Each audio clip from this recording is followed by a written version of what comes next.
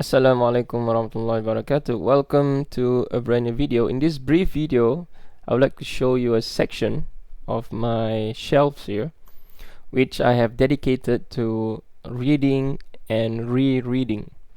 Like some of these books, I'm gonna reread them again for an upcoming video that I intend to make.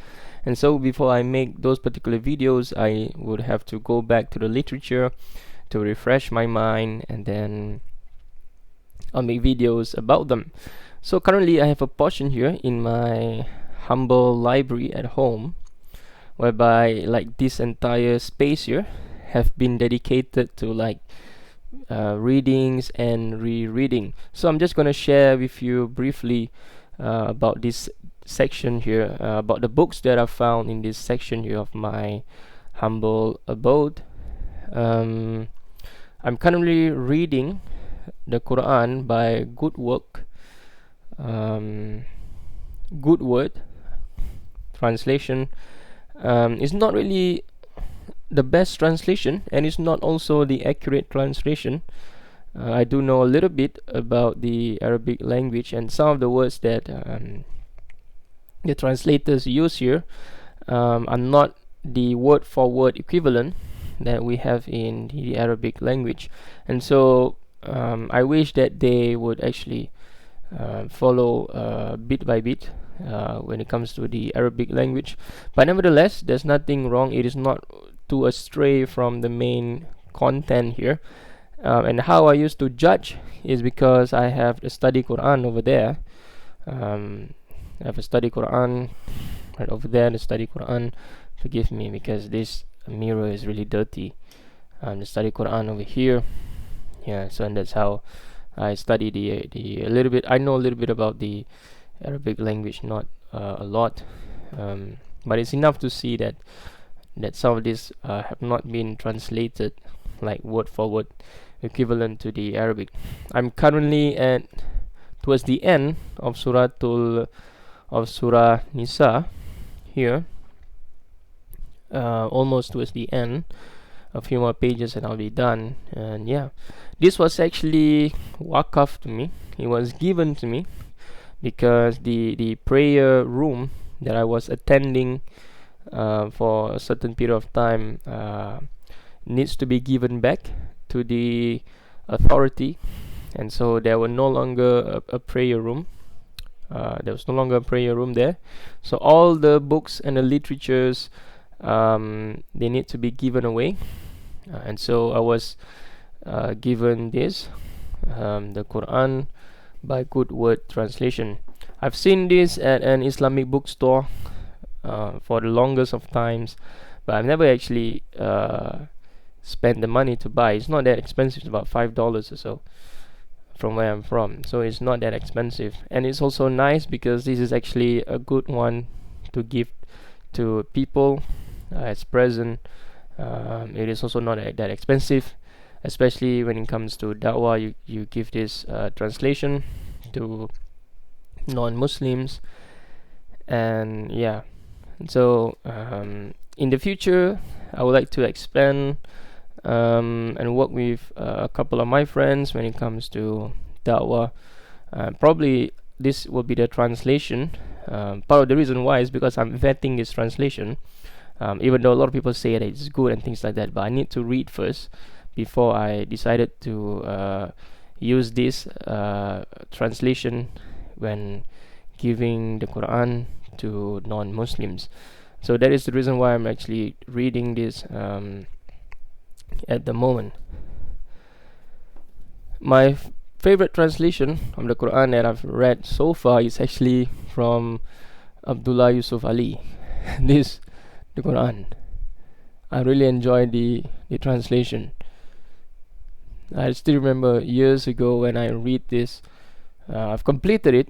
I've read the entire. It's about 2,000 pages or so, and I've still find this is a really great translation because it still uses those old English language, which I love so much. The next one. Let's start from the left here. Is Erman Forgery and Counter Forgery. I need to reread some of the chapters, especially when it comes to the epistle of Paul, the non-authentic epistle of Paul, because I plan to make video about it in the future, probably next year. So, by the way, some of these I plan some of this. For example, like this is my planning notes for a video on the Gospel of Matthew that I'm doing, and so this is like part of my research, like all these different themes, and so it, as you can see here, it do takes a lot of time. Like I read, this was done a few days ago, whereby I reread the entire Gospel of Matthew and then take notes, because I intend to make video of it, inshallah, in the future. So the Islamic Jesus, this is something that I'm interested as well, though I do not always agree with what Mustafa Iqbal actually wrote, but nevertheless, he is like Muslim, like the like you can pray behind him. If he's the imam, you can pray behind him. So I mean, he's not a really Muslim scholar or anything like that, but he is, I have no problem with his Islam. And next one is pagan Christianity. Also, I'm making a video about church practices and the origin of church practices, and so I'm gonna reread some of these chapters. The Jesus, Prophet of Islam, is currently a video. If you've not seen the first video that I've made, please watch Jesus, the Prophet of Islam. More episodes coming up for Jesus, Prophet of Islam. Although I don't really like go through the entire book, if you like more summarize some of these chapters in the book. The Orthodox Corruption of Scripture, this will be my fourth time approaching it in a year, probably over 1.5 years, because ever since my last video, I've decided to explore deeper into the Orthodox corruption of Scripture, and I've came up with a few like PowerPoint slides for it. Obviously, this is an ongoing project. As you can see, I have many project plans, and also so little time during the day to actually execute it. But nevertheless, slowly we will get there, inshallah ta'ala. I've made a lot of notes here. Yeah, this is my fourth time approaching it in a little less than 2 years. One of my favorite, The Choice, Islam and Christianity, by the late Ahmad Deedat, Sheikh Ahmad Deedat. May Allah be pleased with him in his dawah efforts. Really great resource here. Again, he inspires millions to get into the dawah field and things like that. And the book that I'm currently tackling and rereading some of the chapters, going through them again, is The Changing Faces of Jesus. Very interesting. He approached this. You can see his Judaism coming out when he approached the gospel. This book looks thin because the paper is thin, but it's not that long. Also, it's about 260 pages or so. The Changing Faces of Jesus by Giza Vermesh. Yeah, and so these are the about the 8 books that I'm currently reading, and so these are all future videos that I plan to make. And obviously I do need to make more notes like this. Like this is one of the supplication found in Surat Imran, so I'm also trying to compile as much supplication throughout the entire Quran, because I actually want to come out with a pamphlet when it comes to supplication in the Quran as well as in the Hadith, like Bukhari there. And also, another great translation of the Quran. It also contains a brief Hadith when it comes to the commentary, and so yeah, this is the Arabic dictionary. And by the way, this is a pamphlet that I came up with